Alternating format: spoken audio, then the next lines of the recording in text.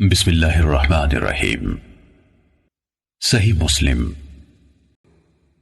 شروع سب سے زیادہ رحم کرنے والے، ہمیشہ مہربانی کرنے والے اللہ کے نام سے۔ تمام تر حمد و ثنا سارے جہانوں کے پالنے والے اللہ کے لیے اور بہترین جزا تقوی اختیار کرنے والوں کے لیے ہے۔ اللہ خاتم النبیین محمد صلی اللہ علیہ وآلہ وسلم پر اپنی رحمت نازل فرمائے اور تمام نبیوں اور رسولوں پر بھی۔ اس کے بعد اللہ آپ پر رحم فرمائے۔ بلا شبہ آپ نے اپنے پیدا کرنے والے کی توفیق سے یہ ذکر کیا ہے کہ آپ دین کے طریقوں اور احکام کے بارے میں رسول اللہ صلی اللہ علیہ وآلہ وسلم سے امت تک پہنچنے والی تمام احادیث کو ان کی منقولہ اسناد سمیت جاننا چاہتے ہیں، اور ان احادیث کو بھی جو ثواب اور عذاب، رغبت دلانے اور ڈرانے اور ان جیسی دوسری چیزوں کے بارے میں ہے، اور اہل علم نے ایک دوسرے سے لیں اور پہنچائیں۔ اللہ آپ کی رہنمائی فرمائے۔ آپ چاہتے ہیں کہ یہ تمام احادیث شمار کر کے مجموعے کی شکل میں آپ کی دسترس میں لائی جائیں۔ آپ نے مجھ سے یہ مطالبہ کیا ہے کہ میں ان احادیث کو زیادہ تکرار کے بغیر آپ کے لیے ایک تعریف کی شکل میں ملخص کر دوں، کیونکہ آپ سمجھتے ہیں کہ یہ تکرار ان احادیث کو اچھی طرح سمجھنے اور ان سے استنباط کرنے میں آپ کے لیے رکاوٹ کا باعث بنے گا، جو کہ آپ کا اصل مقصد ہے۔ اللہ آپ کو عزت دے۔ آپ نے جس چیز کا مجھ سے مطالبہ کیا ہے، جب میں نے اس کے اور اس سے حاصل ہونے والے ثمرات کے بارے میں غور و فکر کی طرف رجوع کیا تو مجھے یقین ہو گیا کہ انشاءاللہ اس کے نتائج قابل تعریف اور فوائد یقینی ہوں گے۔ اور جب آپ نے مجھ سے اس کام کی زحمت اٹھانے کا مطالبہ کیا تو مجھے یقین ہو گیا کہ اگر مجھے اس کی توفیق ملے اور اللہ کی طرف سے اس کے مکمل ہونے کا فیصلہ ہوا تو پہلا شخص جسے دوسرے لوگوں سے قبل اس سے خاص طور پر فائدہ ہوگا وہ میں خود ہوں گا۔ اس کی وجوہات اتنی زیادہ ہیں کہ ان کا ذکر طوالت کا باعث ہوگا۔ البتہ اس کا خلاصہ یہ ہے کہ ان خصوصیات کے حامل کم احادیث کو محفوظ رکھنا اور ان میں اچھی طرح مہارت حاصل کرنا انسان کے لیے کثیر احادیث کو سنبھالنے کی نسبت زیادہ آسان ہے، خصوصاً عوام میں سے ایک ایسے شخص کے لیے جو اس وقت تک ان میں سے صحیح اور ضعیف کے بارے میں بھی امتیاز نہیں کر سکتا جب تک کوئی دوسرا اسے اس فرق سے آگاہ نہ کرے۔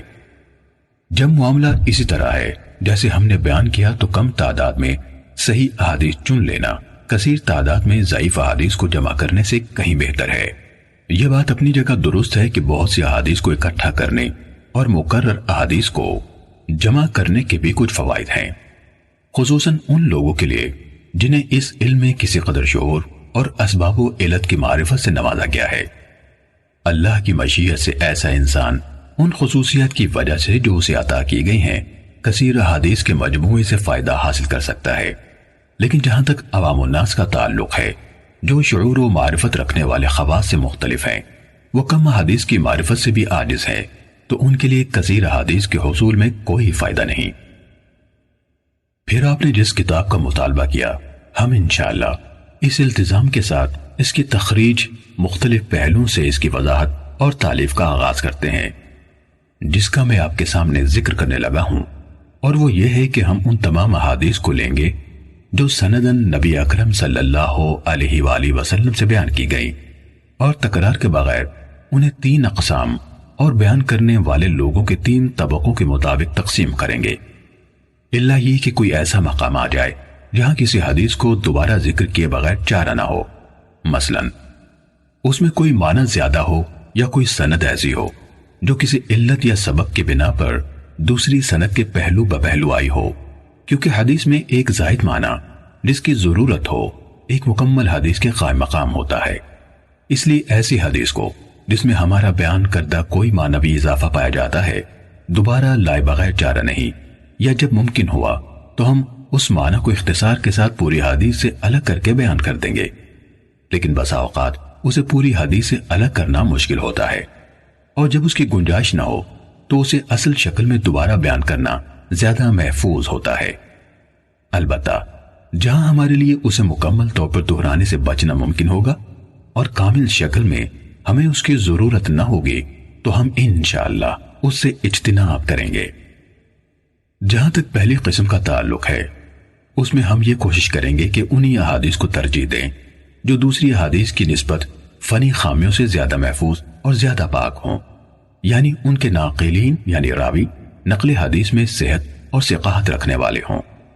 ان کی روایت میں شدید اختلاف پایا جائے، نہ الفاظ و معنی کو بہت برے طریقے سے غلط ملت کیا گیا ہو جس طرح کہ بہت سے حدیث بیان کرنے والوں میں پایا گیا ہے، اور ان کی روایت میں یہ چیز واضح ہو چکی ہے۔ جب ہم اس قسم کے ثقہ لوگوں سے مرویات کا احاطہ کر لیں گے تو بعد ازیں ایسی روایات لائیں گے جن کی سندوں میں کوئی ایسے راوی موجود ہوں گے جو طبقہ اولا جیسے راویوں کے حفظ و اتقان سے متصف نہیں، لیکن وہ بھی انہی میں سے ہیں، چاہے ان صفات میں ان سے ذرا کم ہے جن کو ان سے مقدم رکھا گیا ہے، لیکن عفت، صدق اور علم سے شغف رکھنے جیسی صفات ان میں عام ہوں، جس طرح عطا بن صائب، یزید بن ابی زیاد، لیث بن ابی سلیم اور ان کی طرح کے دیگر حاملین آثار اور ناقلین اخبار ہیں۔ یہ حضرات اگرچہ اہل علم کے ہاں علم اور عفت جیسی صفات میں معروف ہیں،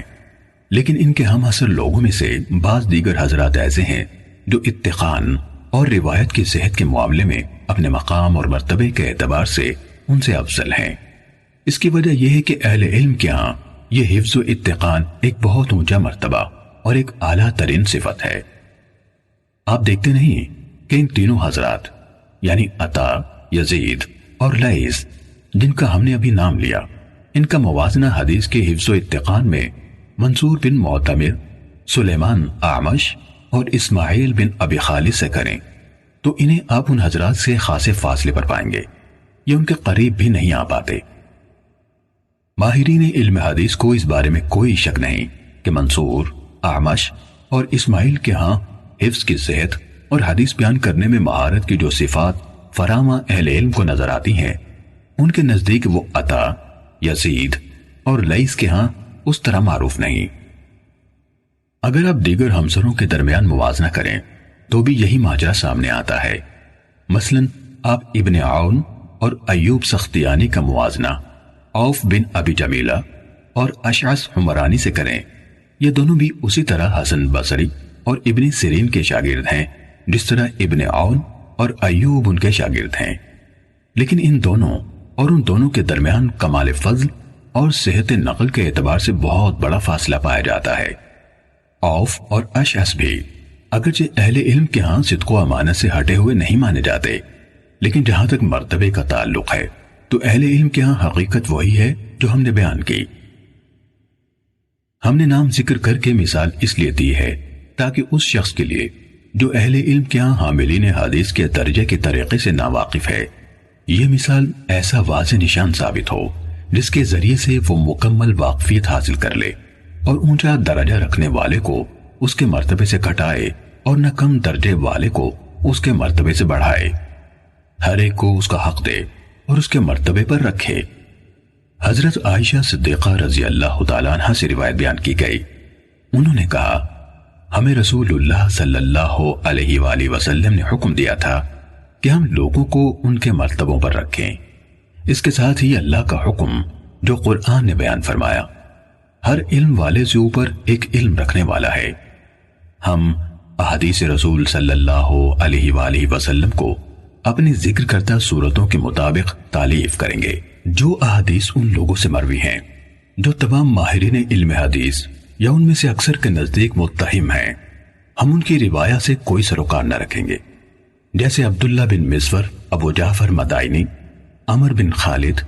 عبد القدوس شامی، محمد بن سعید مسلوب، غیاث بن ابراہیم، سلیمان بن عمرو نخعی اور ان جیسے دیگر لوگوں کی مرویات سے بھی جن پر وضع احادیث اور روایات سازی کے الزامات ہیں۔ اسی طرح وہ لوگ جن کی مرویات کی غالب تعداد منکر اور غلط احادیث پر مشتمل ہے، ہم ان کی احادیث سے بھی احتراز کریں گے۔ کسی حدیث بیان کرنے والے کی منکر روایت کی نشانی یہ ہے کہ جب اس کی روایت کردہ حدیث کا دوسرے اصحاب حفظ اور مقبول محدثین کی روایت سے موازنہ کیا جائے تو وہ ان کی روایت کے مخالف ہو یا ان کے ساتھ موافق نہ ہو پائے۔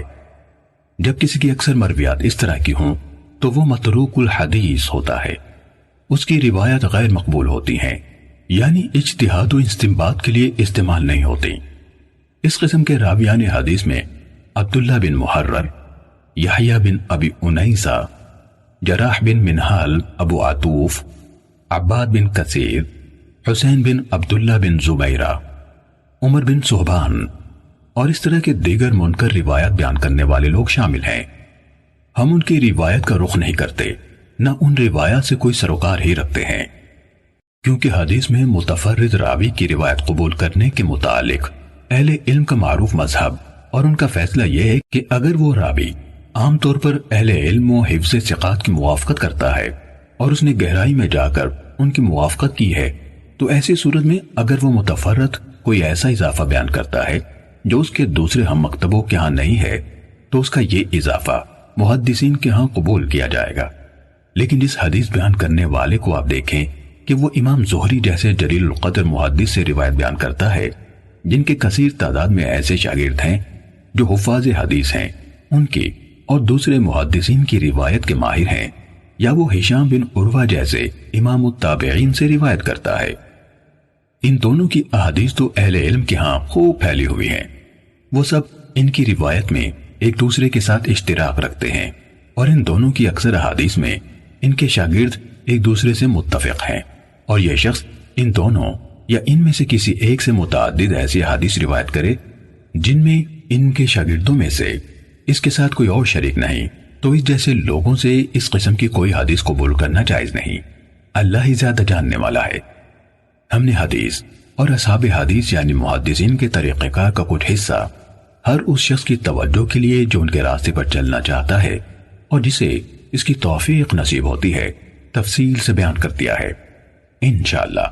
ہم اس طریقہ کار کی مزید شرح اور وضاحت کتاب کے ان مقامات پر کریں گے جہاں معلول حدیث یعنی جن میں کوئی خفیہ علت پائی جاتی ہے کا ذکر ہوگا، یعنی جب ہم وہاں پہنچیں گے جہاں اس موضوع کی شرح اور وضاحت کا مناسب موقع ہوگا انشاءاللہ تعالی۔ اس وضاحت کے بعد اللہ آپ پر رحم فرمائے۔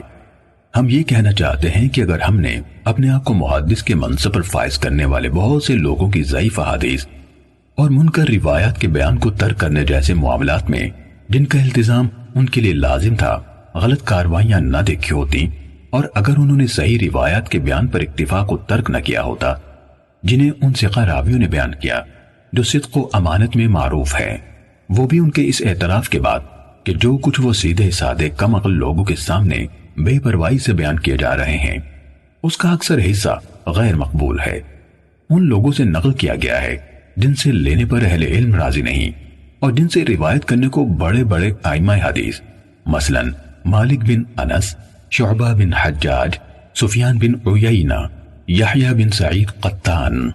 عبد الرحمن بن مہدی وغیرہم قابل مذمت سمجھتے ہیں۔ اگر ہم نے یہ سب نہ دیکھا ہوتا تو آپ نے صحیح و ضعیف میں امتیاز اور صرف صحیح کے حصول کے حوالے سے جو مطالبہ کیا ہے اسے قبول کرنا آسان نہ ہوتا،